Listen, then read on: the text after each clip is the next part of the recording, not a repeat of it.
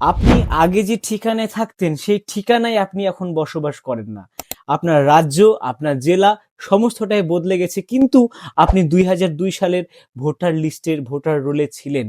আপনি আপনার বর্তমান এসআইআর এর ফর্মটি কেমনভাবে ফিল আপ করবেন? আর একটা কনফিউশন যেটা সবার মধ্যেই আছে, ফর্মটি আমরা অফলাইনে ফিল আপ করবো না অনলাইনে ফিল আপ করবো? অনলাইনে কারা ফিল আপ করবে, অফলাইনে কারা ফিল আপ করবে, অনলাইন আবেদনটি আমরা কেমনভাবে করব?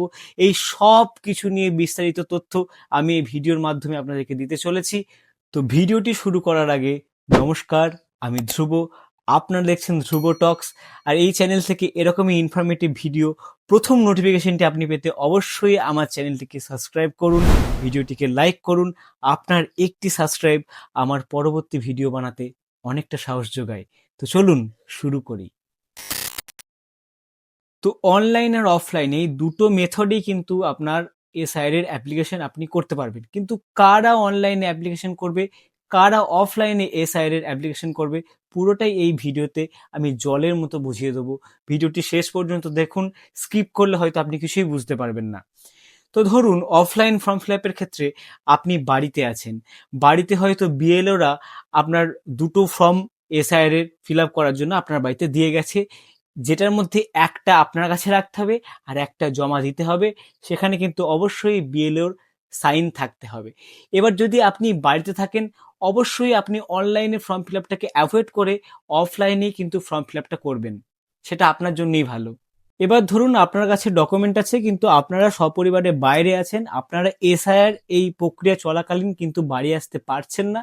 সেক্ষেত্রে আপনাকে বলবো আপনি অনলাইনের মাধ্যমে ফর্ম ফিল আপ করুন, নচেত আপনারা পুরোটাই কিন্তু অফলাইনের মাধ্যমে ফর্ম ফিল আপ করার চেষ্টা করবেন। আর একটা কথা যেটা সবাই বলে, অফলাইন অনলাইন দুই জায়গায় থেকে যদি ফর্ম ফিল আপ করে দিই তাহলে কি কোনো অসুবিধা হবে? অবশ্যই হবে। দু জায়গা থেকে যদি ফর্ম ফিল আপ করেন তাহলে কিন্তু আপনাদেরকে সমস্যার সম্মুখীন হতে পারে। এবার এই ফর্ম সবগুলি ফিল আপ করার সময় যদি কোথাও কোনো অসুবিধা হয় বা কোথাও কোনো যদি কনফিউশন হয়, আপনি নির্দ্বিধায় আপনার বিএলওর সাথে কন্ট্যাক্ট করতে পারেন। অবশ্যই এক এক জায়গাকার বিএলও এক এক রকম কথা বলছে, সেক্ষেত্রেও আপনার বিএলও যেটা বলবে, আপনার বিএলও যে সব ইনস্ট্রাকশন দেবে, আপনি সেই রকম বুঝি ধীরে সুস্থে কিন্তু আপনার ফর্মটি ফিল আপ করবেন। ফর্ম ফিল আপ করার সময় কোনো ভুল করবেন না, ভুল করলে কিন্তু অনেকটা সমস্যার সম্মুখীন আপনারা হতে পারেন। এবার আপনি আপনার স্থান পরিবর্তন করেছেন, আপনার জেলা পাল্টেছে, আপনার স্টেট পাল্টেছে, কিন্তু আগের ২০০২ সালের ভোটার রোলে আপনার নাম ছিল। এই ডকুমেন্টগুলো ফিল আপ করার সময় যে যে ইনস্ট্রাকশনগুলো ফলো করবেন, এই প্রত্যেকটি কিন্তু আপনি আপনার নিকটবর্তী বিএলওর কাছ থেকে কিন্তু একদম সংগ্রহ করে নেবেন। উনি আপনাকে যে ইনস্ট্রাকশনগুলো দেবেন সেগুলি কিন্তু আপনি ফলো করবেন। এবার লাস্ট একটা যেটা কথা, যেটা সবাই বলছে সম্পর্কের জায়গায় কার কার নাম অবধি লেখা যেতে পারে, অনলাইনে ফর্ম ফিল আপ করার জায়গায় ওখানে সম্পর্কে ৪টি অপশন আছে। একটা হচ্ছে মায়ের নাম, একটা হচ্ছে বাবার নাম, গ্র্যান্ডফাদার অর্থাৎ ঠাকুরদা অর্থাৎ দাদুর নাম বা ঠাকুমার নামে, এই ৪টে আপনার বংশধরের নাম আপনারা আপনাদের আত্মীয়ের জায়গায় কিন্তু লিখতে পারেন। আত্মীয় সম্পর্ক নিয়ে এই কনফিউশনটা অনেকেই ছিল, যেটা এই ভিডিও টপিকের মধ্যে ছিল না। এই বিষয়টা নিয়েও আমি এই ভিডিওটিতে বলে দিলাম।